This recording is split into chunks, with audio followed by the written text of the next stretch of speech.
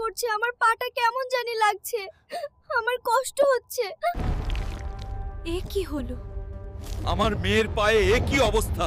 এ তো সাধারণ রোগ নয়, কোনো জাদু কারণ। ওগো, এ তো সাধারণ রোগ নয়, নিশ্চয়ই সেই কুখ্যাত কানি ডাইনির নজর লেগেছে। তুমি এক্ষুনি আগুন পানির কবিরাজের কাছে যা।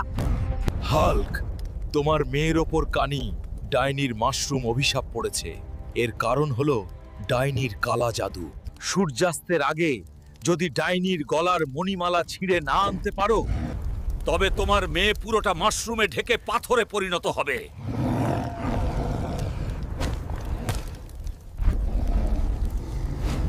কি রে হাল্ক, তোর পেশি শক্তি দিয়ে আমার কালা জাদু রুখতে এসেছিস?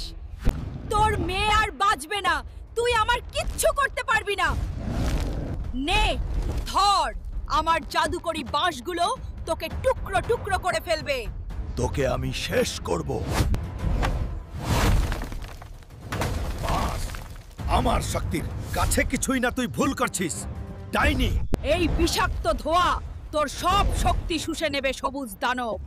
এইবার দেখ আমার কালা জাদুর শক্তি। তোর খেলা শেষ ডাইনি। আমি দুর্বল নই, আমার এই বুদ্ধি তুই বুঝলি না। জলদি বল, আমার মেয়ে ভালো হবে কি করে? না হলে তোকে এখনই শেষ করব। ভয়ঙ্কর, মালাটা ছিঁড়ে ফেললেই অভিশাপ কেটে যাবে, আমাকে ছেড়ে দাও। আমার পরিবারের দিকে কেউ কুঞ্জরে তাকালে তার রক্ষা নেই। আমি তোদের কাউকে ছাড়ব না।